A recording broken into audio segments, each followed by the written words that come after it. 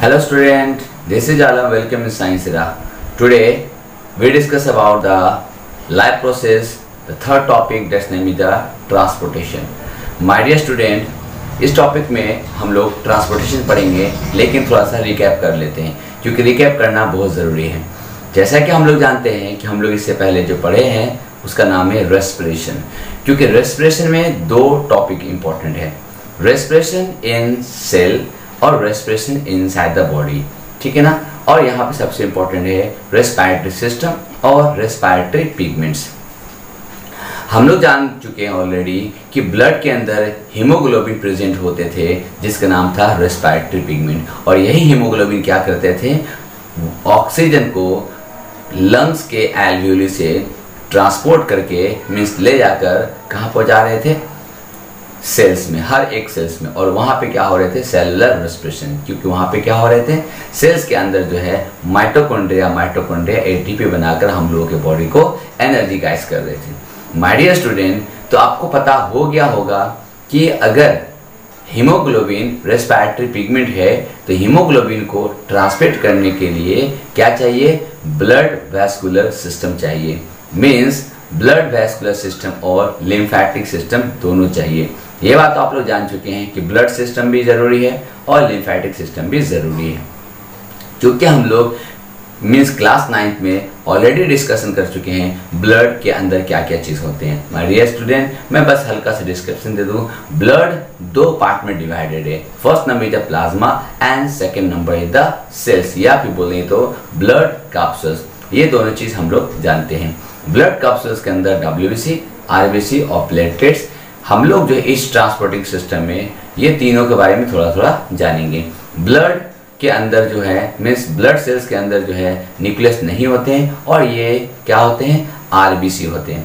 RBC जो है वो 120 डेज में डिस्ट्रॉय हो जाते हैं, और RBC के अंदर जो है special type of protein present हो जिसको हम लोग हीमोग्लोबिन बोलते हैं। और हीमोग्लोबिन से नाम आया हीम, और हीम के अंदर होते हैं आयरन। आयरन क्या होते हैं, ऑक्सीजन को रिएक्ट करके ऑक्सी हीमोग्लोबिन बनाते हैं, और ये ऑक्सी हीमोग्लोबिन क्या होते हैं, ब्लड के थ्रू कहाँ पहुँच जाते हैं, बिल्कुल हर एक सेल्स में। यहाँ तक बात तो समझ में आ गई बात। अब दूसरी तरफ बात कर लेते हैं थोड़ा सा, वो है प्लाज्मा का। तो प्लाज्मा में 90% वाटर होते हैं, और इसमें जो है कार्बन डाइऑक्साइड पूरी तरह से क्या होते हैं, डिजॉल्व होते हैं, क्योंकि हम जानते हैं oxygen is less soluble in water than carbon dioxide, and carbon dioxide is more soluble in water than oxygen. जैसे कि हम लोग respiratory system in terrestrial organism in comparison to the respiratory system in aquatic animals, क्योंकि aquatic animals में respiratory system बहुत ज़्यादा होता है।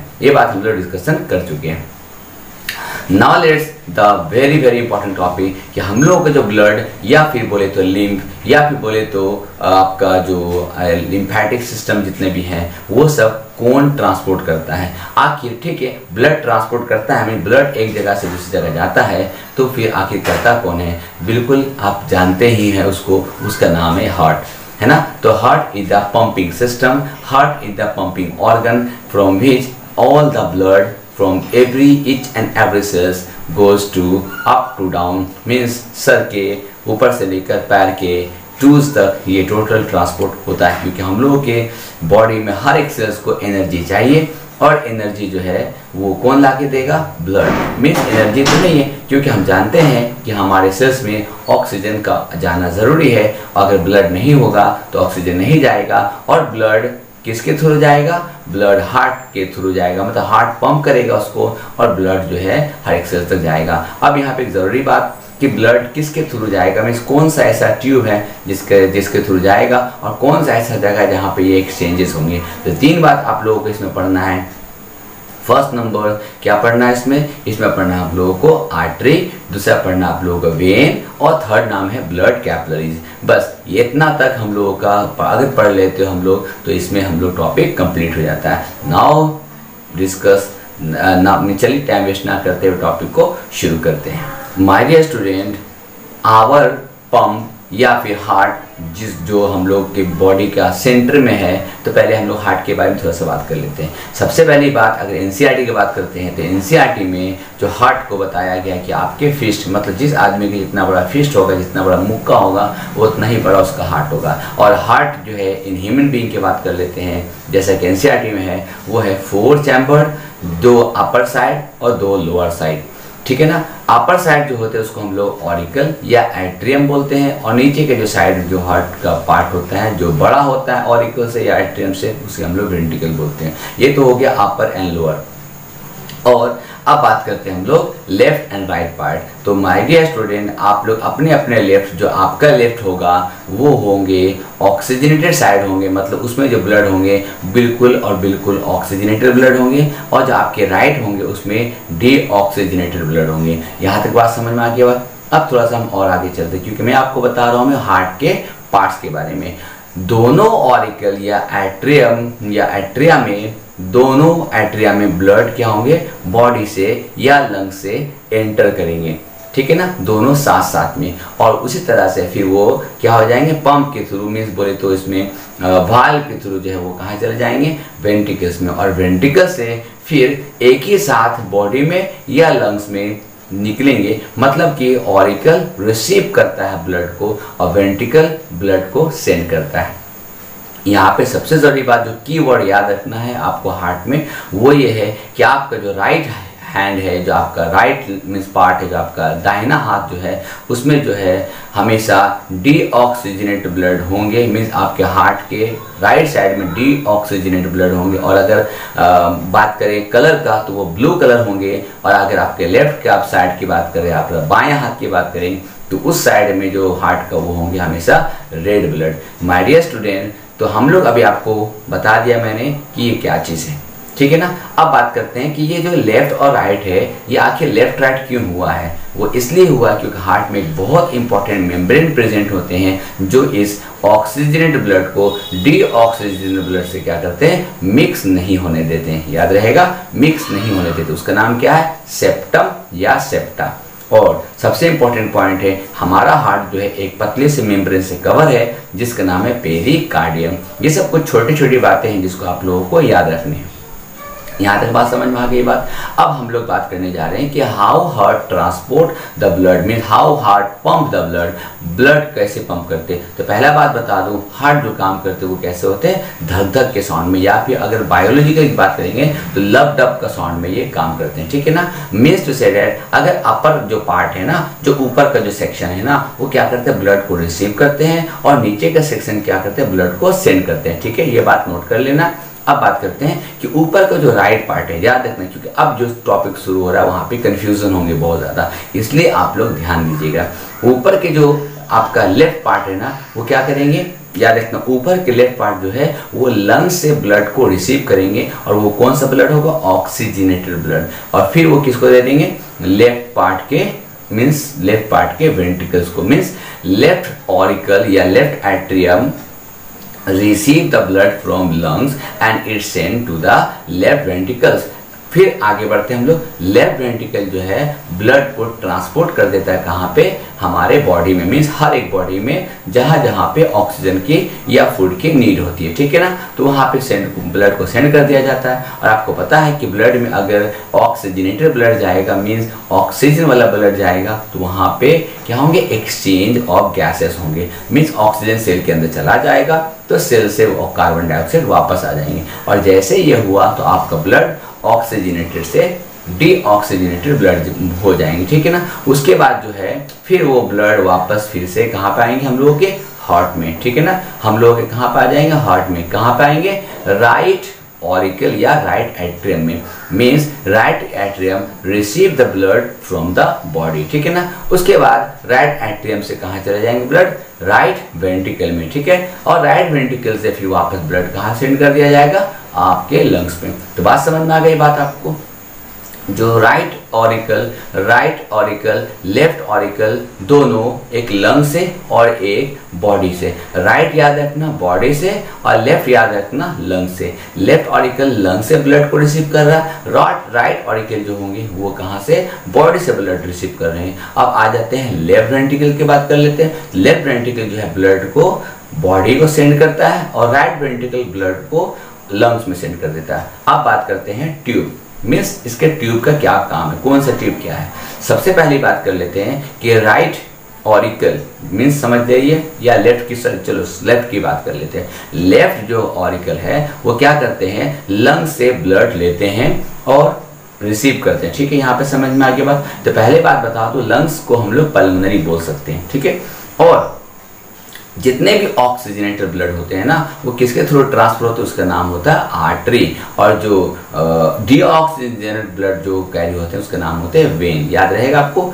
आर्टरी हो गया ऑक्सीजनेटेड ब्लड कैरी करने वाले ट्यूब का नाम, और जो होंगे वेन जो होंगे वो डीऑक्सीजनेटेड ब्लड को कैरी करते हैं। ठीक है ना, समझ में आ गया बात आपको। लेकिन अगर हम लोग लंग्स से रिलेट करेंगे ऑक्सीजनेटेड ब्लड को तो वहाँ पे नाम उलट जाएगा, उसका नाम हो जाएगा वेंट्रिकल, और वेंट्रिकल का नाम हो जाएगा आर्टरी का नाम वेन हो जाएगा, वेन का नाम आर्टरी। मतलब पल्मोनरी वेन बोलना चाहिए था पल्मोनरी आर्टरी हो जाएगा, और जहाँ पे पल्मोनरी आर्टरी बोलना होगा वहाँ पे पल्मोनरी वेन बोला जाएगा। यहाँ तक समझ में आ गया बात। अब हम लोग थोड़ा सा और आगे चलते हैं। मीन्स लंग से जो ब्लड आएगा आपके लेफ्ट ऑरिकल में, वहाँ पे आएगा पल्मोनरी वेन के थ्रू। क्यों?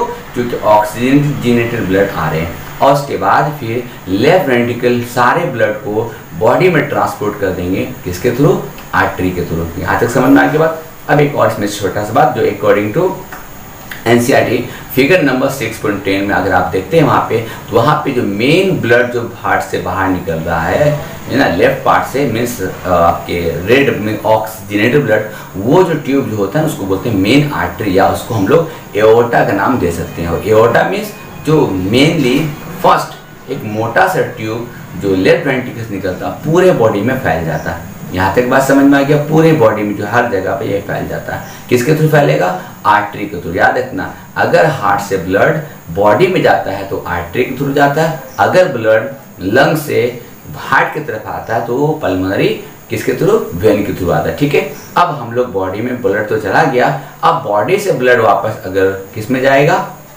हार्ट में जाएगा, तो याद रखना बाबू लोग, बच्चा लोग, क्या है कि वहाँ पे जो ब्लड जो जाएगा वो वेन के थ्रू जाएगा, और जब वेंट्रिकल मीन्स राइट वेंट्रिकल से ब्लड जब लंग्स में जाएगा, चूंकि डीऑक्सीजनेटेड ब्लड है लेकिन लंग से रिलेटेड है, उसका नाम बदल के क्या हो जाएगा, पल्मोनरी आर्टरी। तो मैं आपको समझा दिया हूँ, पहला पार्ट मैंने आपको समझा दिया है क्या, स्ट्रक्चर ऑफ हार्ट, जो क्वेश्चंस रहते हैं। दूसरा पार्ट समझा दिया मैंने वर्किंग फंक्शन ऑफ हार्ट। ठीक है, अब मैं आपको बताने जा रहा हूं मैं डबल सर्कुलेशन। ठीक है, यहाँ पे माय डियर स्टूडेंट, हार्ट से लंग्स और लंग से हार्ट, याद रखना, हार्ट से लंग्स और लंग से हार्ट अगर सर्कुलेशन होता है इसको सिंगल सर्कुलेशन बोलते हैं, और इसका दूसरा नाम है pulmonary circulation. Point number 2, heart से बॉडी और बॉडी से हार्ट अगर जाता है तो इसमें फिर एक सिंगल सर्कुलेशन होते हैं, और यहाँ पे हम इसे बोलेंगे सिस्टेमेटिक सर्कुलेशन। मींस हार्ट में ब्लड 2 टाइम जा रहा है, इसलिए हम इसको क्या बोलेंगे, डबल सर्कुलेशन, जैसा कि आपके एनसीईआरटी में दिया हुआ है। समझ में आ गया बात। अब थोड़ा सा हम लोग और आगे की ओर चलते हैं। एनसीईआरटी में लास्ट पैसेज में उसी जिसमें फिगर दिया उसी में लास्ट पैसेज में लिखा हुआ है क्या कि मीन्स 4 चैम्बर हार्ट किस में होते हैं, तो बर्ड्स में होते हैं, है ना, मैमालियंस में होते हैं, दो में, बर्ड्स में और मैमल्स में, ये दोनों में 4 चैम्बर हार्ट होते हैं। इसलिए इसे हम लोग 4 ब्लड में वार्म ब्लडेड एनिमल बोलते हैं। क्यों? क्योंकि इसके हार्ट में एक सेप्टम रहते हैं जिसके बिना पे ऑक्सीजनेटेड ब्लड डीऑक्सीजनेटेड ब्लड से मिक्स नहीं हो पाते हैं। यहाँ तक समझ में आ गया बात। मतलब ऑक्सीजनेटेड ब्लड जो होते हैं वो डीऑक्सीजनेटेड ब्लड से क्या होते हैं, मैच नहीं कर पाते हैं। यहाँ तक समझ में आ गया, क्लियर होने पर इसलिए इस एनिमल्स को एनर्जी बहुत ज़्यादा प्रोवाइड होता है। लेकिन on the other hand amphibians और रेप्टाइलियंस मीन्स एम्फीबियंस और रेप्टाइलियन ग्रुप ऐसे ग्रुप हैं जिसको कोल्ड ब्लडेड एनिमल्स कहा जाता है। कोल्ड ब्लडेड एनिमल्स का मतलब हो गया कि ये वो एनिमल्स हैं जिसके 2 नहीं बल्कि 4 नहीं बल्कि 3 चैम्बर्ड हार्ट होते हैं। 2 एट्रियम अपर में होते हैं और नीचे में जो होते हैं वो क्या होते हैं, एक वेंट्रिकल होते हैं। यहाँ तक बात समझ में आ गई बात। 2 ऑरिकल और 1 वेंट्रिकल। लेकिन जब ऊपर में ऑरिकल में जब लंग्स के थ्रू या बॉडी के थ्रू जब आएगा, वहाँ पे तो आर्टरी और वेन से जो ब्लड है ना आएगा, तो वो तो बिल्कुल ऑक्सीजनेटेड और डीऑक्सीजनेटेड सेपरेट होते हैं। लेकिन जैसे ही आके वो वेंट्रिकल में मिक्स हो जाएंगे तो ब्लड क्या हो जाएगा, मिक्स हो जाएगा और जो है ब्लड हो जाएंगे ऑक्सीजनेटेड और डीऑक्सीजनेटेड, दोनों मिक्स हो जाएंगे। इसलिए एम्फीबियंस और रेप्टालियंस को बहुत ज़्यादा सांस लेना पड़ता है, हमेशा जल्दी जल्दी सांस लेना पड़ता है, क्योंकि उसके बॉडी में ऑक्सीजन वाला ब्लड मीन्स ऑक्सीजनेटेड ब्लड ज़्यादा नहीं पहुंच पाता, क्योंकि वो मिक्सिंग ब्लड लेते हैं। और इसीलिए एम्फीबियन जो है क्या करते हैं, हाइबरनेट करते हैं। हाइबरनेट मीन्स क्योंकि ये कोल्ड ब्लडेड एनिमल्स है, इसलिए वो सो जाते हैं ठंडे में, जिसको बोलते हैं विंटर स्लीप बोलते हैं। अब लास्ट पॉइंट जो है फिश हार्ट की बात कर लेते हैं, जो आपके बुक में ऑलरेडी मेंशन है। ठीक है, फिश हार्ट जो है, फिश हार्ट को वेनस हार्ट कहा जाता है। क्यों कहा जाता है, क्योंकि फिश के हार्ट से 2 चैम्बर होते हैं, मीन्स एक होते हैं अपर वाला एट्रियम, नीचे वाले होते हैं वेंट्रिकल्स। ठीक है ना। अब फिश में चूंकि जैसा हम लोग रेस्पिरेशन पढ़ चुके हैं कि फिश में जो है गिल्स होते हैं, मीन्स वो ब्रांचियल रेस्पिरेशन करते हैं कि पानी से डायरेक्टली ऑक्सीजन गिल्स में लेते हैं और गिल्स से वो डायरेक्टली बॉडी में सेंड कर देते हैं। जबकि हम लोगों के केस में क्या होता है, लंग से पहले हार्ट में जाता है और हार्ट के बाद बॉडी में जाता है। ठीक है ना। लेकिन फिश के केस में थोड़ा सा उल्टा है, मीन्स गिल से डायरेक्ट बॉडी में चले जाते हैं। ठीक है, बॉडी में एक्सचेंज ऑफ गैसेस होते हैं, वहां से वापस कहाँ पाएगा, हार्ट के ऑरिकल या एट्रियम सेक्शन में, वहां से फिर वेंट्रिकल में चला जाएगा और वेंट्रिकल से फिर से वो कहाँ चला जाएगा माय डियर, हार्ट में। समझ में आ गया बात। मतलब ये कि जो डीऑक्सीजनेटेड ब्लड की जैसे मैंने बात किया, डीऑक्सीजनेटेड ब्लड जो होते हैं ना वो किसके थ्रू जाते हैं, वेन के थ्रू, और वेन के थ्रू जो वो कहाँ जाते हैं, हार्ट में। मतलब ये कि अगर 4 चैम्बर की बात कर लेते हैं या 3 चैम्बर की बात कर लेते हैं, तो डीऑक्सीजनेटेड ब्लड वेन के थ्रू पहले हार्ट में जाते हैं, उसके बाद लंग्स में जाते हैं। लेकिन क्योंकि फिश में लंग्स तो होते नहीं है, उसमें तो केवल गिल्स होते हैं, तो इसलिए फिश का जो हार्ट होता है वो केवल और केवल वेन वाला ब्लड रिसीव करता है। That's why we can call it fish heart is the venous heart. और आपको तो मैं डबल सर्कुलेशन बता दिया, in a heart blood comes 2 times for pulmonary circulation and systematic circulation combined together to form the double circulation. Now let's the topic आगे चलते हैं हम लोग, जिसका नाम है आर्ट मीन्स ट्यूब, जिसको हम लोग आर्टरी, वेन और ब्लड कैपिलरीज के बारे में थोड़ा सा पढ़ते हैं। ब्लड वेसल्स की जहाँ तक बात कर लेते हैं हम लोग, या ट्यूब की बात कर लेते हैं, तो इसमें 2 हम लोगों को पढ़ना है क्लास 10th में। एक का, और ऐसे भी तो 2 ही होते हैं, 3 तो होते नहीं है। एक का नाम होता है आर्टरी, एक का नाम होता है वेन। मैं आपको कुछ पॉइंट, आपको कीवर्ड दे रहा हूँ मैं, इस कीवर्ड को आप याद रखिएगा। आर्टरी और वेन में ऐसे तो बहुत सारे डिफरेंसेस है या बहुत सारे डेफिनेशन है, लेकिन मेरा डेफिनेशन थोड़ा सा अलग है। अगर आपको एग्जामिनेशन में आर्टरी के बारे में आ जाए या वेन के बारे में आ जाए तो आप ओरली याद कर लेंगे बिना कोई रट्टा मारे हुए। ठीक है ना, बिना रट्टा मारे आपको याद करना है। माय डियर स्टूडेंट, आर्टरी जो होते हैं ना, मीन्स आर्टरी वॉल जो होते हैं उसके ना वो बहुत ज़्यादा थिक होते हैं, जबकि वेन का वॉल क्या होता है, बहुत ज़्यादा थीन होते हैं। पहला पॉइंट, आर्टरी का जो ल्यूमेन मीन्स जो उसमें छिद्र होते हैं ना, जो छेद होते हैं ना उसके अंदर, वो क्या होते हैं, बहुत ज़्यादा नैरो होते हैं, मतलब कि बहुत ज़्यादा पतला छेद होता है। लेकिन वेन की बात करते हैं तो उसमें जो ल्यूमेन होते हैं ना बहुत ज़्यादा चौड़ा होते हैं, मीन्स जो थोड़ा सा ब्रॉड होते हैं। पॉइंट नंबर 3 की बात कर लेते हैं। आर्टरी में ब्लड प्रेशर, इसी छेद कम होने के कारण ब्लड प्रेशर बहुत ज़्यादा होता है, जबकि वेन में ब्लड प्रेशर बहुत ज़्यादा कम होता है, क्योंकि उसमें ब्रॉड ल्यूमेन होते हैं।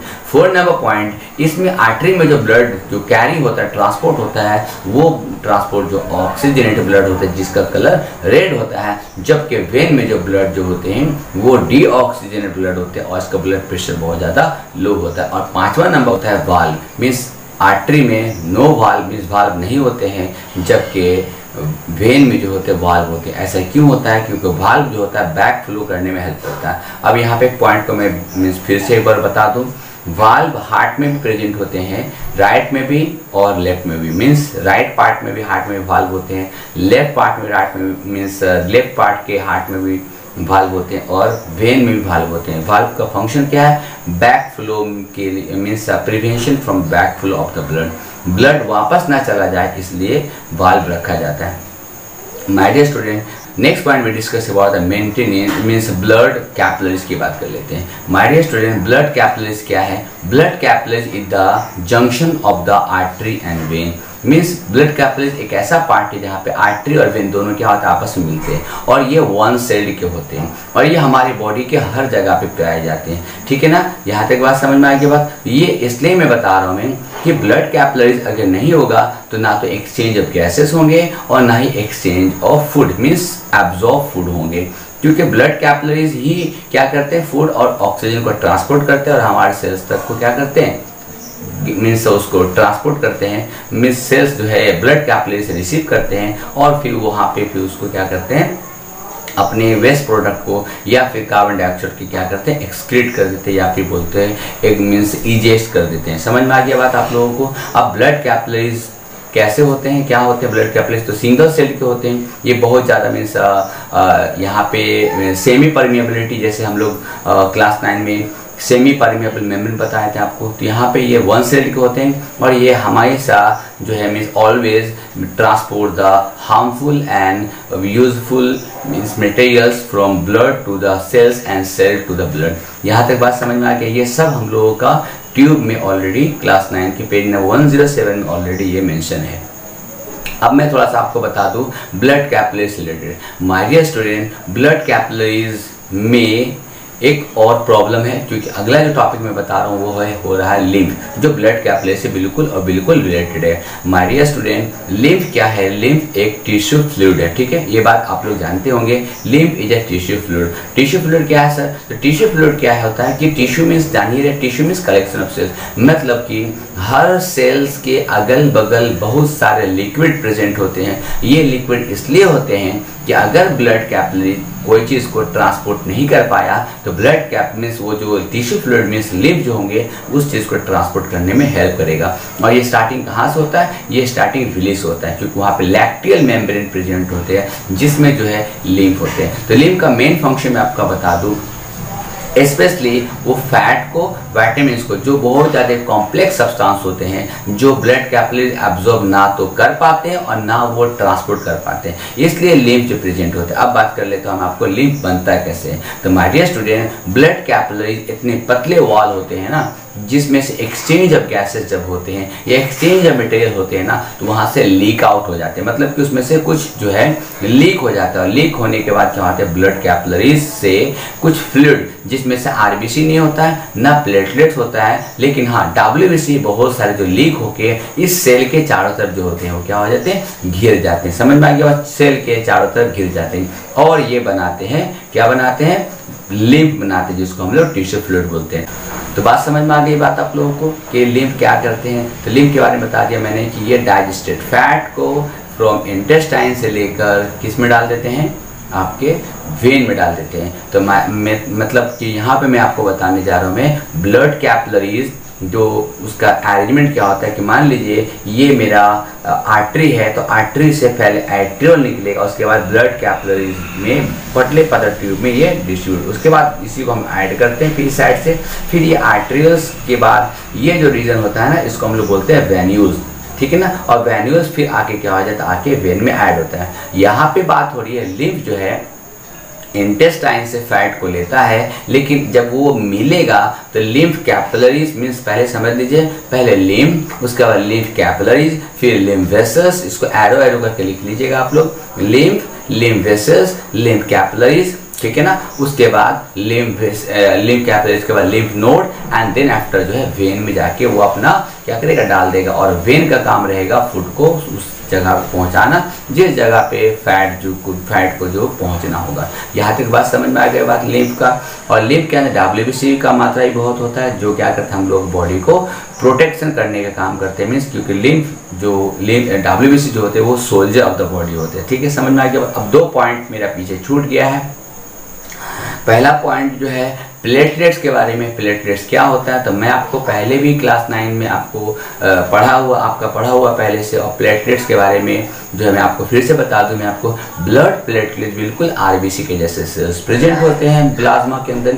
और ब्लड प्लेटलेट जो है जब किसी आदमी को मीन्स चोट लगता है या उसको हर्ट होता है या कट हो जाता है बॉडी पे, किसी जगह पे छिला जाता है किसी जगह पे, तो वहाँ से जो है बहुत सारे ब्लड जो है रिलीज होते हैं। अब ब्लड रिलीज हो रहा है तो ब्लड के अंदर प्लाज्मा भी रिलीज होंगी, ब्लड के अंदर आरबीसी, डब्ल्यूबीसी और प्लेटलेट्स ये भी रिलीज होंगे, ये बात इसमें नो डाउट है, ठीक है ना। ब्लड प्लेटलेट्स भी रिलीज होंगे, और ब्लड प्लेटलेट्स जब रिलीज होंगे तो ब्लड प्लेटलेट्स जो है रप्चर हो जाएंगे, उसके अंदर से निकलेंगे थ्रोम्बिन या फिब्रिनोजेन, और ये फिब्रिनोजेन कन्वर्ट हो जाती है किसमें, फाइबर में। और फाइबर क्या होता है, प्रोटीन का बना हुआ होता है। चूंकि फिब्रिनोजेन या थ्रोम्बिन या प्रोथ्रोम्बिन जिसका भी बात कर लेते हैं, ये सब क्या होते हैं, क्योंकि हम लोगों के एनसीईआरटी में सिर्फ लिखा है platelet help to clot the blood after injury. बस मैं आपको थोड़ा सा इसका आगे बता दूं कि ब्लड प्लेटलेट्स जो है रप्चर होते हैं ना, तो उसके अंदर से क्या निकलते हैं, केमिकल, जो आपके जख्म के ऊपर, आपके घाव के ऊपर क्या करते हैं, एक फाइबर के जैसा क्या होता है, एक प्रोटेक्शन लगा दिया जाता है, जिसकी वजह से ब्लड के अंदर आरबीसी,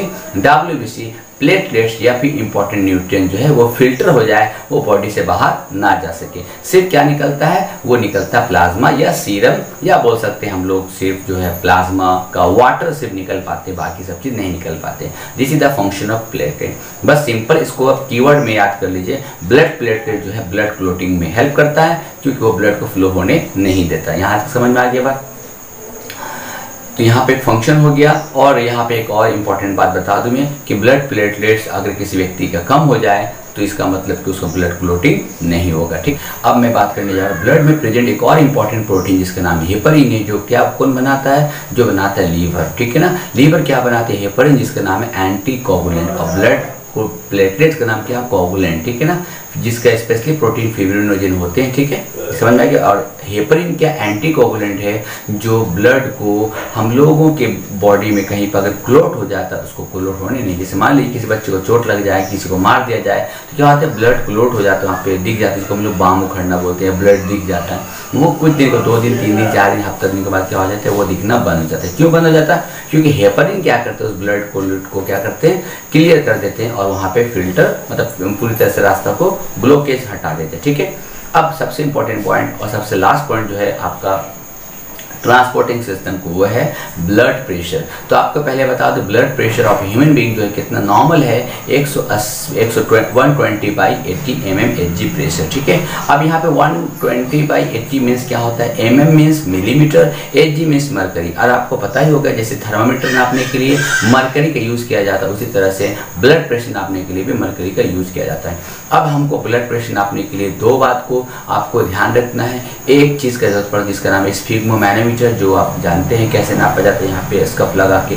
और दूसरा पॉइंट है स्टेथोस्कोप, जो डॉक्टर आला लगाता है कान पे लगा के, है ना, जो चेक किया जाता है। ये 2 चीज़ तो आप जानते ही होंगे ऑलरेडी, ठीक है। अब बात कर लेते हैं इसमें होता क्या है। इसमें 2 चीज़ को ध्यान रखना है, एक का नाम होता है सिस्टोलिक प्रेशर, एक का नाम होता है डायस्टोलिक प्रेशर। सिस्टोलिक प्रेशर के में जब वेंट्रिकल जो है ना, आपको वेंट्रिकल में जो है कॉन्ट्रैक्शंस होते हैं उसको सिस्टोलिक प्रेशर बोलते हैं, और जब वेंट्रिकल रिलैक्स होगा तो उसको बोले डायस्टोलिक प्रेशर बोलेंगे। ये डेफिनेशन आपके एनसीईआरटी में ऑलरेडी मेंशन है, एक मोर टू नो करके एक पेजेस होंगे, उसमें आप जाके देख सकते हो, ठीक है। बस मैं आपको समझा दूं कि आखिर ब्लड प्रेशर नापा कैसे जाता है। तो पहले एक पैड होता है जो हाथ में आपको कवर कर दिया जाता है, बांध दिया जाता है, उसके बाद उसमें एयर आपको ट्यूब जो है रबर का जो बनाता है, स्कफ जो होते हैं, उसको क्या करते हैं, उसको पंप किया जाता है, इसका ये पूरी तरह से कहा जाता है कवर हो जाता है, टाइट हो जाते हैं। उसके बाद जो है स्टेथोस्कोप का जो पॉइंट होता है, यहाँ पे इस पॉइंट में इस जॉइंट पे रखा जाता है, और उसके बाद फिर मीटर को देखा जाता है, और धीरे धीरे उसके गैस को निकाले जाते हैं। अब जो बात मैं बोलने जा रही हूँ बहुत ज़्यादा इंपॉर्टेंट है। जैसे जैसे एयर को निकाला जाएगा ना, डॉक्टर के स्टेथोस्कोप को कान में धक धक सुनाई देगा। जब धक धक सुनाई देगा ना, मीन्स जो है उस वक्त का काउंटिंग होना चाहिए 120। समझ में आ रहा बात, जिस वक्त सुनाई दे रहा होगा 120, उसके बाद फिर धीरे धीरे और एयर को रिलीज किया जाए, और एयर को रिलीज किया जाए, और ऐसे करते करते क्या होगा, एक टाइम आएगा जहाँ पे धक धक सुनाई देना बंद कर देगा। वहाँ पे फिर वो मीटर जो होंगे, मैनोमीटर जो होते हैं ना, उसमें फिर से चेक किया जाएगा, तो देखा जाएगा कि वो धक धक सुनाई जहाँ पे देना बंद हो रहा है, वो टाइमिंग या वो जो काउंटिंग होगा वो होगा 80 मीन्स 80। तो 120/80 जो होगा ये normal blood pressure of a human being होता है, जो नॉर्मली आप सोते वक्त में या सिंपली बैठे वक्त में, जब कोई काम फास्टिंग कोई काम नहीं करते तब का ये काउंटिंग है। और अगर इससे बढ़ जाए, जिसको हम लोग हाई ब्लड प्रेशर बोलते हैं, ठीक है ना, जो बढ़ जाए तो हाई ब्लड प्रेशर उसको बोलते हैं हाइपरटेंशन बोलते हैं। आपको पता ही होगा, जो 120 से ज़्यादा 130, 140, 150 हो जाते हैं, जिसके वजह पे ब्रेन हेमरेज हो जाते हैं, ब्लड क्लोटिंग हो जाते हैं ब्रेन में, ठीक है ना, ये बात समझ में आ गई बात। और ऑन द अदर हैंड दूसरी तरफ अगर हम लोग बात कर लेते हैं तो हाइपो ब्लड प्रेशर, जिसको बोलते हैं ब्लड प्रेशर लो, जो 120 से कम मीन्स 111 मीन्स 110 या मतलब कि 100 या पर 80 के जगह पे क्या आ जाएगा 70-60 हो जाएगा। इतना तो आप लोग समझते हैं। ये सब hypertension, hypotension and normal blood pressure. तो बात समझ में आ गया माय डियर स्टूडेंट। अब इसके बाद में अगला वीडियो लेने आ रहा हूँ जिसमें transportation of water and transportation of food, जो बहुत ज़्यादा इंपॉर्टेंट इसमें से क्वेश्चंस होते हैं। और जैसे जैसे टॉपिक खत्म होता चला जाएगा वैसे वैसे उसका MCQ और एग्जाम्पलर का या NCERT का क्वेश्चन मैं आपको लेते आता रहूँगा, ताकि आप लोगों का नोट्स 100% कंप्लीट हो जाए। तो माय डियर स्टूडेंट, कैसा लगा मेरा वीडियो? लाइक कीजिए, कमेंट कीजिए, शेयर कीजिए और सब्सक्राइब कर लीजिएगा, क्योंकि मेरा वॉच टाइम कंप्लीट होना ज़रूरी है। मेरा जो है पीरियड, जो टाइमिंग है वो कंप्लीट होना ज़रूरी है। अगर आप लोग इतना कर देते तो उम्मीद है कि आपको और भी अच्छा बहुत नया जानकारी लेकर आऊँगा। क्योंकि ये मेरा स्टार्टिंग है तो मुझे आइडिया नहीं है कि कैसे करूँ मैं, लेकिन आपका सपोर्ट रहा तो मैं और भी ज़्यादा अच्छा करूँगा। मिलते हैं हम लोग अगले वीडियो में, तब तक के लिए गुड बाय।